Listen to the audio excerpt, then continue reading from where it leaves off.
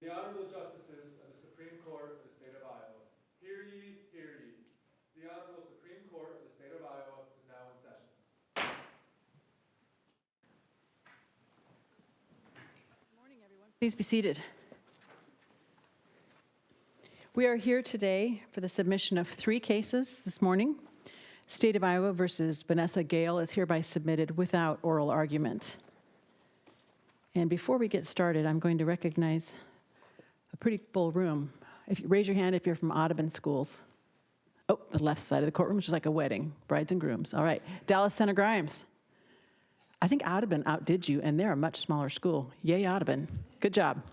Something I like to do, appreciate, first of all of us appreciate very much high schools and other schools across the state taking the time and the opportunity to come see what we do. We're different than a trial court. You'll notice that there's no witnesses, no testimony. We're going to review in our questions and the lawyers in their arguments what happened at the trial court level, just to give you an idea. And also, I'm going to tell you, we're going to do something that my colleagues roll their eyes at, but it's going to happen because I'm the chief and I get to say so. I'm a graduate of Harlan High School. Audubon certainly knows where that is. We're close to each other. And my favorite class was English. That's a cue for my colleagues to say the same kind of thing for their life. And we'll go in order of seniority. Tom Waterman from Bettendorf High School. My favorite class was journalism. Ed Mansfield, I'm an Iowan by choice. I went to Lexington High School in Lexington, Massachusetts. My favorite class was chemistry. Morning, I'm Christopher McDonald. I graduated from Des Moines Lincoln High School, and my favorite class was speech and debate. Good morning, I'm Dana Oxley. I went to school at what was then Greenfield High School. It's now Nottoway Valley, and my favorite class was English. We had an amazing teacher. Good morning. My name is Matt McDermott. I'm from Carroll. I went to Kemper High School. Audubon Wheelers, I was down to visit you this past fall. My favorite class in high school was probably English Lit. I'm David May. I'm also an Iowan by choice. My high school is Kirksville High School in Kirksville, Missouri, and my favorite class was chemistry. Tell you, the 2 chemistry ones threw me for a loop. I didn't know that about them. Okay, now we're going to get back down to business. The first case of the day is Rheeder versus Shalene Gray and others. And it looks like the parties are ready. And we'll start, as my understanding, Ms. Corkery is going to start. And as my understanding also, there's 3 attorneys who want to argue on behalf of the appellants. The division of time is up to you guys. If number 1 uses all the time, she uses all the time. So you may begin.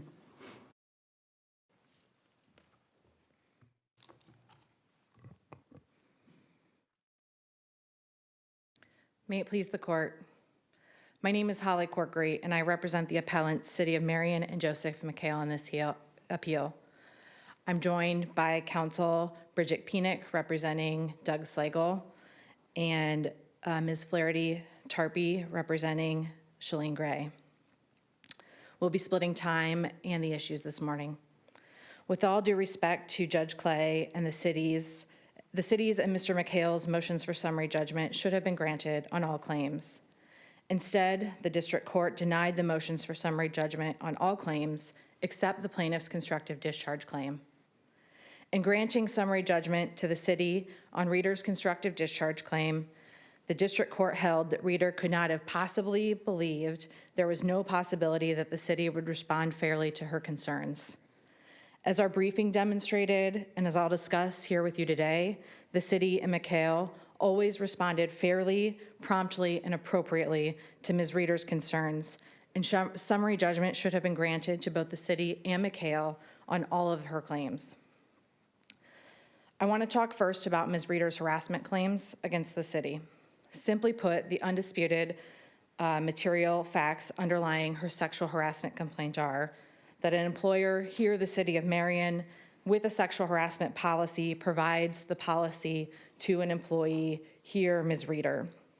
The employee, Ms. Rheeder, exchanged text messages over the course of 3 days with a member of the police department's command staff, Mr. Slaggel. Notably, the text did not contain any sexually explicit language, or photographs.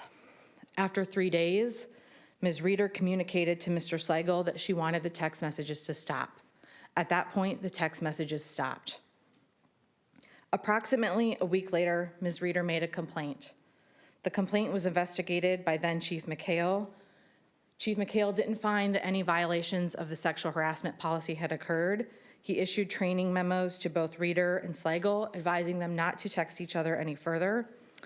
And at that point, the unwelcome conduct continued to stop. No discipline was ever issued to Ms. Rheeder. Her pay, benefits, and time off remained the same. The complaint of conduct never happened again. On these facts, Ms. Rheeder pled sexual harassment against the city on both a vicarious liability and negligence theory. The city should have been granted summary judgment on both these theories. I want to turn first to the vicarious liability claim. The city pled a Farragher-Ellerth affirmative defense. There's two elements to that defense: that the employer exercised reasonable care to prevent and correct the harassing behavior, and that the plaintiff unreasonably failed to take advantage of preventative or corrective opportunities offered by the employer to correct the harm. The district court denied summary judgment on the first element, finding that there were factual issues there. The three factual issues that the district court found were: one, that there were two policies in place, not just one, that the police department had its own policy and the city had its own policy, and that created a material factual issue. That issue is immaterial. The police department had its own policy and the city had its own policy. Both policies allowed Ms. Rheeder to go within the police department or to City Hall to make a complaint. The record's very clear. Tell you where I run into a little trouble on the Farragher-Ellerth defense. Viewing the facts in the light most favorable to the plaintiff, it seems one could conclude that after she did make a sexual harassment complaint, that Chief McHale then leaned on her and said, and kind of short-circuited the investigative process and said, well, you know, you don't really want to go forward with this. You want just an informal resolution. And so what she got was not really the full process. And why isn't that a fair inference from the record, viewing the facts in the light most favorable to the plaintiff? One, I think there's an issue there with feedback, right? When we have shortcomings in the investigation alone, that does not make an admissible case, or submissible case, excuse me. So just because we don't like how McHale chose to do the investigation, whether he chose to do it informally or formally, that doesn't make a submissible case. I mean, maybe it's a fine line, but I see a difference between an investigation that, you know, maybe they investigated the facts and came to the wrong conclusion. I mean, in feedback, there was some argument about, I think the employee there had sent an expletive to his boss in a text, and he argued that, you know, he disagreed with the conclusions of the investigation as whether he had intentionally sent the text or not, said it was an accident. Well, that's different from here, where the argument is that the process was short-circuited, not necessarily disagreement about the conclusion. I mean, it's one thing to say that there was no sexual harassment. One can debate that issue. But it's another thing to say, well, you know, why don't you agree to do this informal thing, and then we don't need to do interviews, we don't need to do a full-blown investigation. I think if we go back to the facts of feedback, the investigation and the problems with the shortcomings of the investigation that the plaintiff complained about there were that the HR had only looked, and I believe it was HR, but the employer had only looked at the text messages. They hadn't conducted what they thought should be a full-blown investigation. So those were the shortcomings that they complained about in the investigation there. But even beyond that, I think what we're getting into are the intricacies of law enforcement. And when we get into Iowa Code Chapter 80F, we have an informal inquiry and a formal administrative investigation. And I think we're getting into those nuances of what law enforcement calls an informal inquiry, what McHale moved forward with under internal affairs, and a formal administrative investigation. Second prong of the affirmative defense. How would you satisfy that to show that she was unreasonable in taking action? 3 days where she didn't complain to McHale are the 3 days where she was unreasonable. And had she complained on day one, if she was unhappy with the conduct, I think the record reflects that McHale would have taken care of that on day one. He's in a position of authority. You make it sound like it's just so easy to do. Was in a position of authority or Slaggel? Well, my point is, one is always in a position of authority over the other one, correct? Was the chief deputy and McHale was the chief, correct? That was the chain of command, yes. Matter of law, a 3-day delay in reporting sexual harassment is unreasonable? I would say that would be the delay if she had one. I'm sorry, what was the question? Stands for that proposition. Waiting 3 days to make a report of sexual harassment is unreasonable. I don't know that there is a case that stands for 3 days being unreasonable. I don't have that here. But here, under the situation where the sexual harassment stopped, I don't know how the employer wouldn't get the affirmative defense. It's probably because the second element doesn't make a lot of sense. I mean, that was Justice Thomas's point in his dissent. And he said, well, if you have this second element, then that means the whole affirmative defense kind of lives and dies based on what the plaintiff does. But, I mean, I think he's right. But the defense is what it is, so how do you satisfy it? Into those 3 days. And had Ms. Rheeder come to us on day one, she would have experienced no harm. Had she come at the first text message or the first time she felt uncomfortable, she would have experienced no harm at all. Isn't that unreasonable? I mean, you've certainly researched and done a lot of work around sexual harassment. To expect somebody on day one, first time, to rat on your boss, isn't that unreasonable? Reasonable under the first prong. That's the point of having a policy in place and remedial measures that we put in place for employees to complain. The policy was very clear that there would be, both policies were very clear that there would be no anti-retaliation accepted. Did the district court give adequate deference to the judgment of the police department and how to conduct the investigation under feedback? I believe that the district court did. And if you actually look at page 9 of the January 20th decision of the district court, one of the material issues that under Farragher the district court finds on page 9 is that under feedback, the district court finds, that Slaggel was not interviewed, that there were shortcomings in the investigation because Slaggel was not interviewed. And those shortcomings were an issue of material fact there. But if you look on page 9, there's a big issue that the district court makes, a whole paragraph about it, in fact, where Slaggel is interviewed. McHale and Slaggel have this long conversation about what went on, what Rheeder and Slaggel talked about, things like that. And I have already gone into my colleagues' time, so I haven't got to talk about any of the issues that I really wanted to talk to you all about today, and I apologize for that, but I will let you know that I do wish that, or we do ask that the court reverse the district court on all issues, and I will turn it over to Ms. Penick. Approach. May it please the court. I am here on behalf of Douglas Slaggel, who was the Deputy Chief of Police of the City of Marion, to address one point that Chief Christensen mentioned. Mr. Slaggel was not the boss of this plaintiff, so this is not one of those cases where he was her boss. She was a part-time custodian, and she reported, I think, to Mike Kula, and Mr. Slaggel, as you heard, reported to the Chief of Police, McHale. So there were other avenues between her. They were sort of, they weren't peers. Obviously, a deputy chief is a higher position than a custodian, but it wasn't the same as her boss, someone who could actually control the terms and conditions of her employment. On behalf of Mr. Slaggel, in the 3 minutes I was allowed here in our group, we briefed 3 issues on appeal. One that Ms. Corkery didn't get to, the Me Too evidence.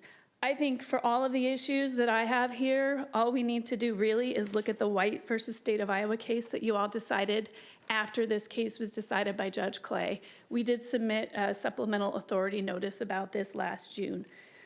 The White case was clear, at least with respect to Mr. Slaggel, that the Me Too evidence, of which she was unaware, all of these issues from 20 years ago, can't be used by her to show that she experienced a hostile work environment. So I do believe White decides that issue for this court. Similarly, in our arguments on behalf of Mr. Slaggel on the sexual harassment count, which is the only count against him, you know that Iowa law permits individual liability under the Iowa Civil Rights Act. We asked the court to find that Judge Clay erred as a matter of law in holding, and her language was just sufficient enough to survive summary judgment in proving an objectively hostile work environment. There's no dispute. I think it's hard to question or reverse a subjective feeling of hostile work environment, but the objectivity issue is the one that, again, White, I think, controls here. You reversed the district court in White's denial of judgment notwithstanding a verdict. The standard is similar here on a motion for summary judgment. You have the ability to do that. I can't go through the facts in 2 minutes of White compared to here, but the egregious comment that the supervisor in White, who was her direct boss, made to her is far more egregious than if you look through these text messages for 3 days. The most suggestive text is, "Tell me one thing you want to do with me." So compare the facts, and I think the court erred in concluding that it just barely survived that standard. In addition to White, we did cite 5 pages of Iowa and 8th Circuit cases on pages 35 to 40 of our brief, finding far more egregious conduct wasn't sufficient to meet that standard of severe and pervasive. The last issue that we briefed that I did want to mention was this court's considering Mr. Slaggel knew that Ms. Rheeder had a history of domestic violence, and somehow the court concluded that factor was relevant in the objective standard analysis, which doesn't make sense. The standard for whether something was objectively severe or pervasive is whether a reasonable person in the plaintiff's shoes would take it that way. So what the alleged harasser knew about the plaintiff or the alleged victim doesn't come into play when you're standing in the shoes of the alleged victim. So I think there's no cases cited in that proposition. We think that this court should decide that issue to make it clear going forward when cases like this come before the court. I'll give 40 seconds to my colleague. Thank you. Good morning. My name is Kacy Flaherty-Tarpey. I'm here with my colleague Maggie Hansen on behalf of individual defendant Shalene Gray. Defendant Gray asked this court to dismiss her as an individual defendant on the count 1, the only count, retaliation against defendant Shalene Gray. As Ms. Gray fails the Rumsey two-step framework, Gray asked this court under Rumsey and Vroe to clarify that an individual defendant is not liable under the ICRA for non-employment related adverse action in the context of these indirect harms as alleged by plaintiff, where it's undisputed that there was no term, condition, or privilege of employment impacted. I see my time has run. Up on that. So are you saying that a non-supervisor, or if there was no actual employment action, there cannot be a retaliation claim? Is that the argument? No, Your Honor. I'm saying there is some tension highlighted by the district court based on the Rumsey and Godfrey decision with the literal application of, quote, ability to effectuate. Here, Shalene Gray had arms and has vocal cords, so she had the literal ability to put her arms on the plaintiff's shoulders and to talk to her. And that is the alleged adverse and material harm. We would pose that that is not adverse or material harm. It is also not an injury. And for that reason, she should not be individually liable. Okay. Retaliation doesn't have to be employment related necessarily to be actionable. I think that's true if it meets the material and adverse standard. Work keyed the plaintiff's car after she filed this complaint. That would be retaliatory, right? While it's retaliation, I don't think it reaches the level under the ICRA as contemplated by Godfrey and Rumsey, which had very thoughtful analysis about discrete actions for retaliation claims. And I think a good example that we've cited to in our brief, besides the Papa John's case, is also the Colbert v. State case from the Iowa Court of Appeals, where it was determined that an arm touch itself, an arm grab, is not an adverse employment action because it does not impact a term, condition, or privilege of employment. Even in Haskenhoff and in Godfrey, the actions were related to the employment on some level. He assaulted her because she filed a complaint. Is that retaliatory? Meets that objective standard of an individual who could be chilled from reporting. Here we have somebody who subjectively was not deterred at any point from reporting. She was engaged in multiple investigations over the course of a year where she was heard, and to make this claim go forward against Shalene Gray, we'd have to accept the district court's determination that it was the subjective reasonableness of the plaintiff is not sufficient here, which implies that this plaintiff is not an objectively reasonable person. And we disagree with that type of disputed fact going forward in the context of the ICRA for retaliation. Meant that your client got to give the yes or no on whether time off would be permitted. Whether or not, I don't believe that Ms. Gray was permitted or did something specifically in that case related to the facts. I think that she could have the ability to effectuate that kind of employment impact, but she did not actually impact that part of the employment, and that's where she would fail the Rumsey two-step framework from our view of the facts.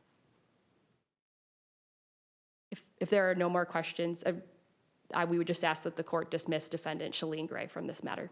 Thank you.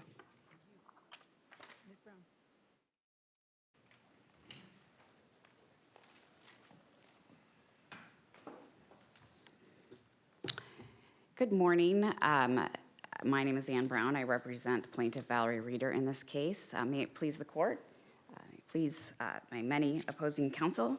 I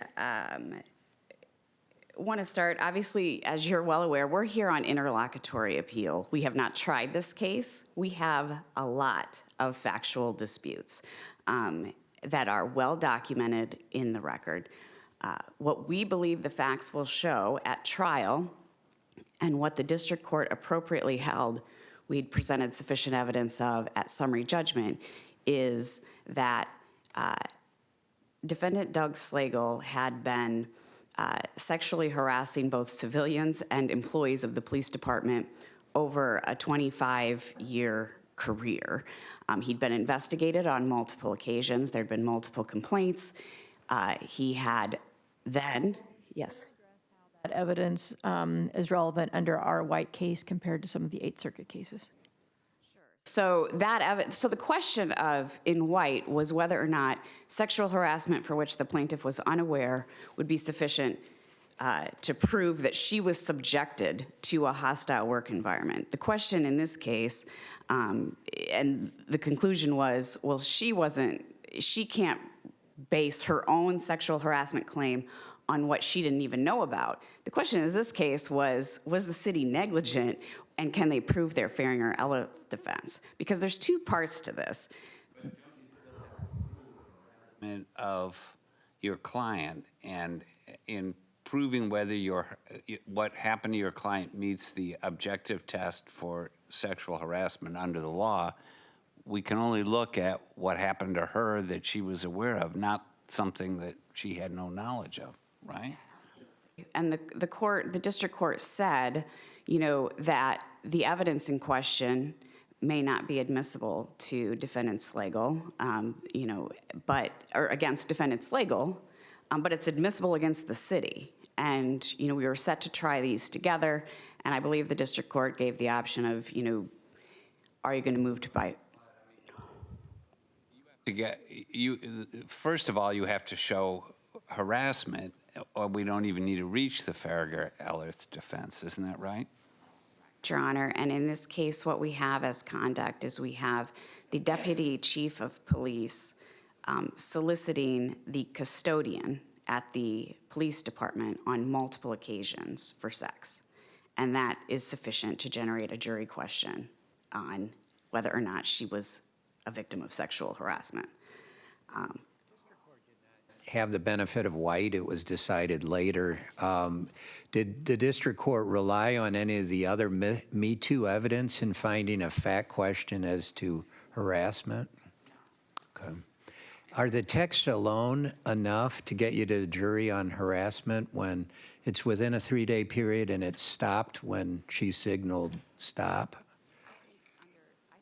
The texts alone, which is not the only evidence in this case, but the texts alone are sufficient to generate a jury question under this court's prior authority, which is that solicitations made directly to an employee are far more severe than sort of obnoxious comments or, even comments about appearance. I mean, we're talking about the deputy chief of police, the second highest and arguably the lowest ranking employee in the police department. And a direct solicitation, I think, is sufficiently severe. In this case, it's coupled with, there was a verbal solicitation as well. There was also some physical touch that was not, consented to. And there were a number of other things beyond just the text messages. Those other things? The other things were that even subsequent to them having her conversation, telling him to knock it off, that he had gotten very close to her, that he'd put his cheek against hers and shaking her hand, that there had been times in which he had stood too closely, tapped her foot, things like that that seemed, physically flirtatious, that made her, very uncomfortable given their working relationship. And I think one of the fact issues that we have a very big dispute on is whether or not, this idea that Slaggel and Gray were not her boss. They both participated in hiring her. They could set daily tasks for her.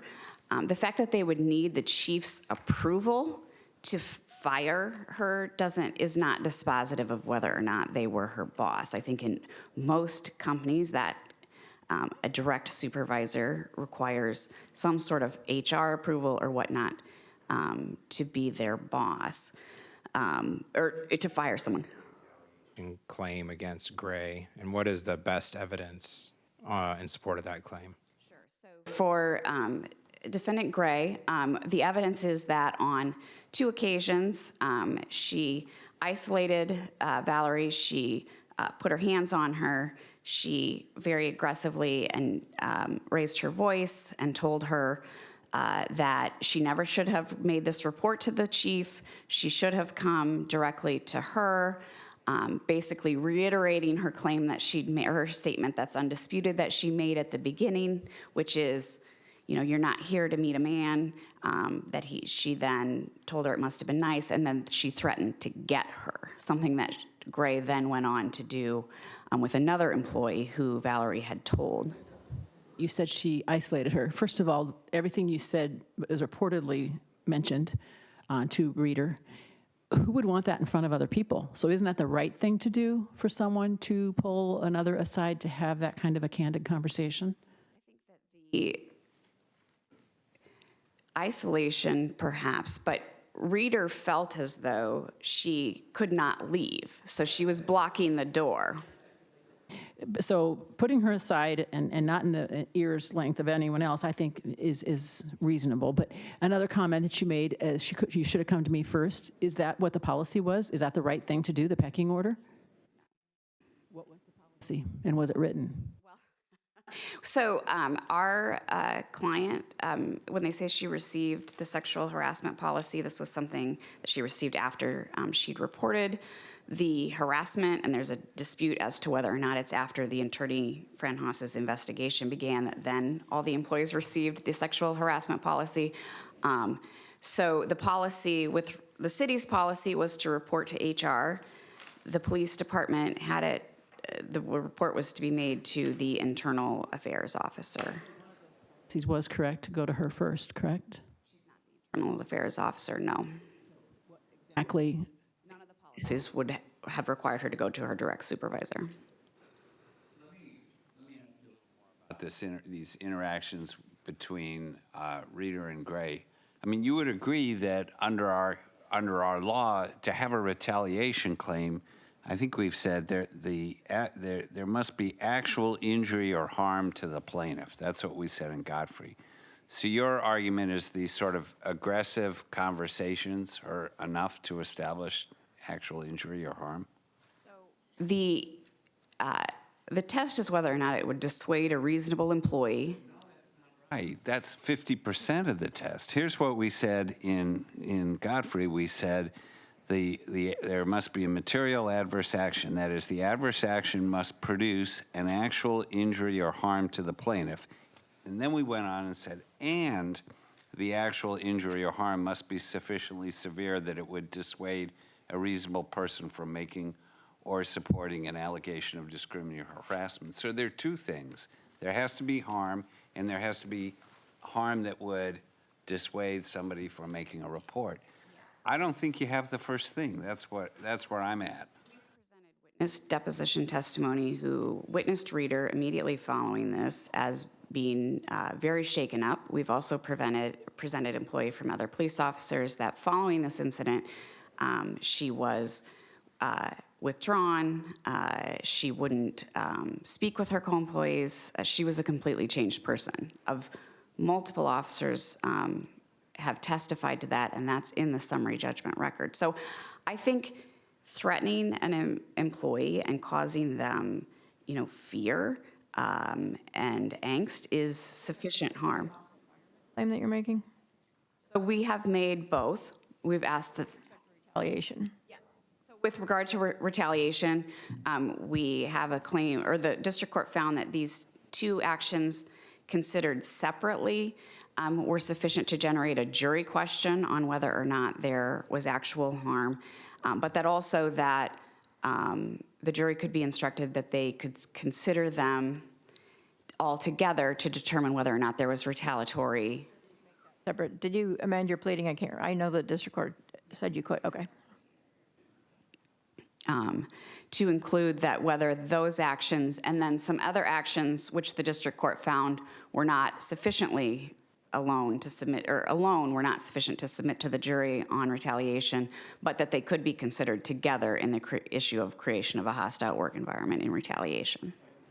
Was somewhat curious about the process through which this amendment came through. Was that a sua sponte choice by the district court to sort of authorize the pleading amendment?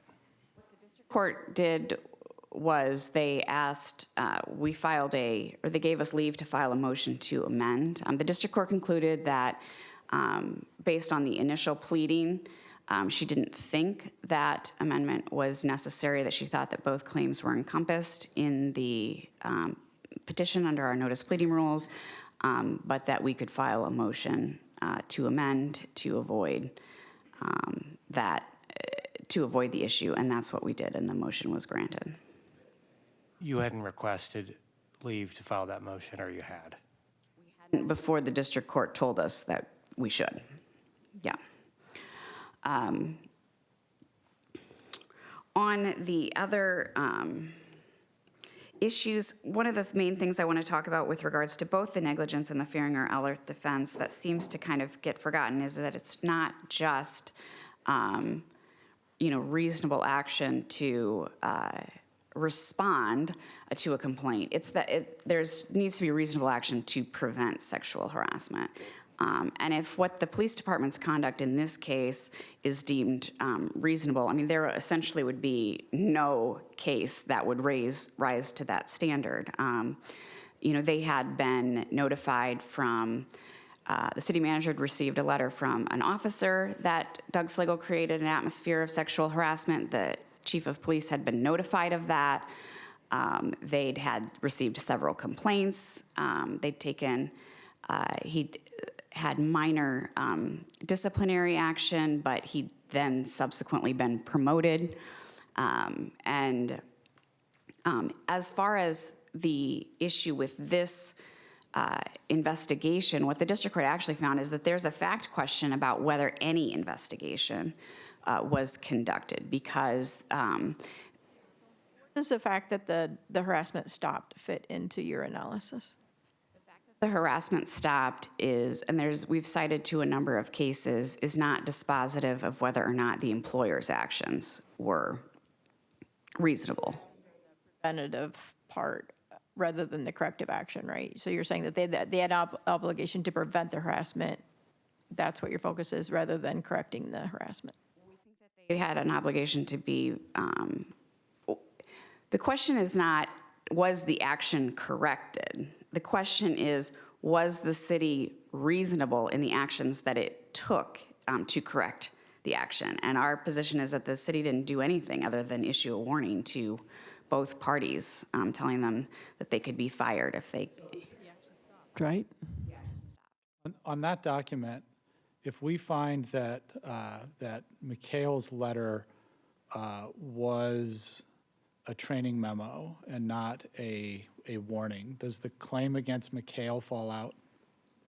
No, because I don't know what the question is. If in reading that memo in which the chief of police is giving a directive in which, and telling you that you could be fired, and essentially blaming you, the victim, for the harassment, would that dissuade a reasonable person from making a complaint? So I don't know, whether or not the semantics of, was it a training memo?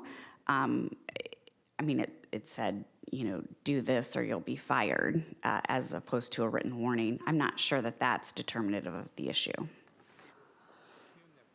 Believe that there wasn't objective harassment, kind of on the Duncan White scale. What claims would be left and against whom? If the court were to determine that had no sexual harassment occurred, the retaliation claims against the three defendants would remain, because they only have to have, there's no question that she made a complaint. There's no question on causation, because all of these actions the defendants concede were taken in response that we claim are retaliatory were directly a response to her making the complaint. So all three, if no sexual harassment by Doug Slaggel occurred, which obviously we vehemently dispute, the retaliation claims would remain. Thank you. Thank you. Ms. Corkery?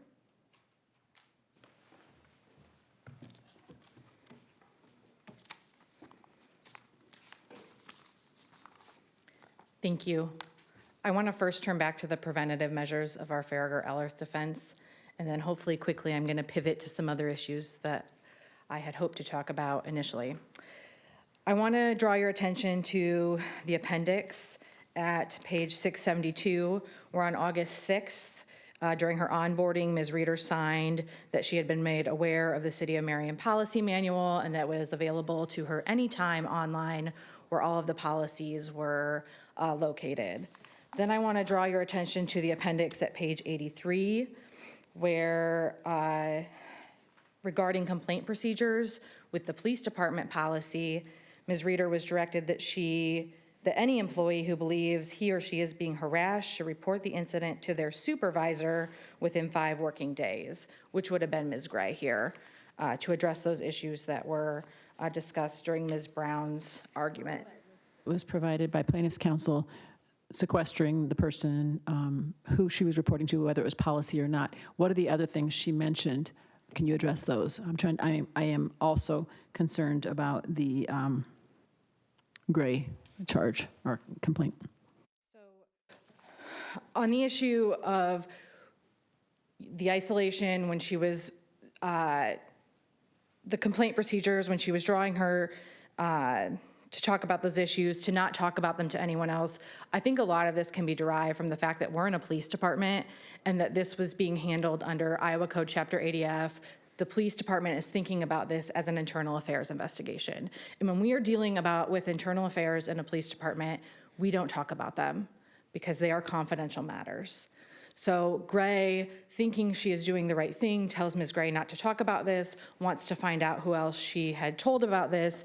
And notably, in the record, I don't have those cites for you, unfortunately, but in the record, those individuals who testified who Ms. Gray had told about this had never received any loss of pay, benefits, any sort of adverse action. Manual that she was pointed to allows a 5-day reporting. What does that do to your claim that her 3-day delay as a matter of law was too long? Under the Farragher-Ellerth defense, so there is the 5-day reporting within the policy, but she still had the ability under the employee manual to report under a longer period of time. And we have the 3-day delay under Farragher-Ellerth. But I still want to draw back from the bigger issue that this stopped. Under Farragher-Ellerth, the alleged harassment stopped. The city had prompt remedial measures in place, had complaint procedures in place. Ms. Rheeder knew what to do. She did it, and the harassment stopped.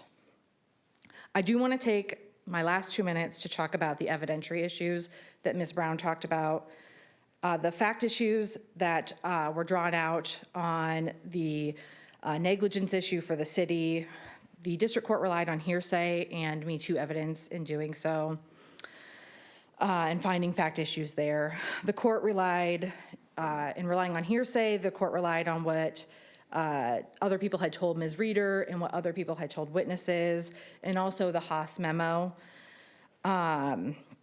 If we look to Kindig, the case cited within our brief, I would draw your attention to that case. This would not be permissible at the summary judgment stage. We cannot rely on inadmissible hearsay to get through to summary judgment. And if we're looking at Me Too, I mean, White, as was discussed during Ms. Brown's argument, White stands for that on those first 4 elements of harassment, White, we can't get to the severe pervasive based on what Ms. Rheeder didn't know at the time. But even if we get beyond that to the 5th element with the city about what the city knew or should have known, and we're allowing potentially the Me Too evidence to come in for that, I would draw the court's attention to Valdez.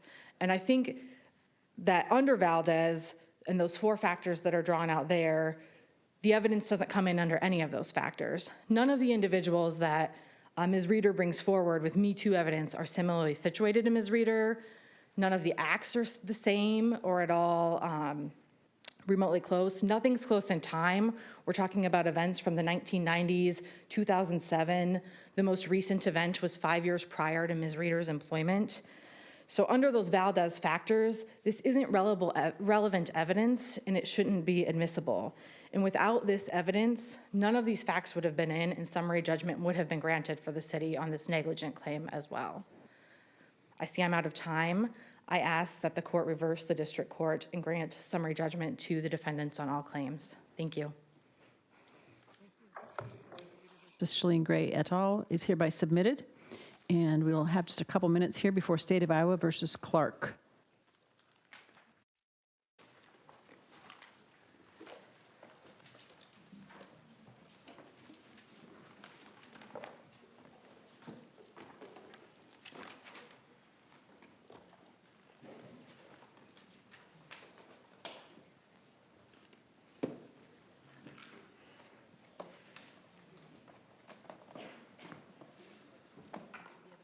Students who are staying, that first case was civil, which means non-criminal, and this next case is criminal, which means non-civil.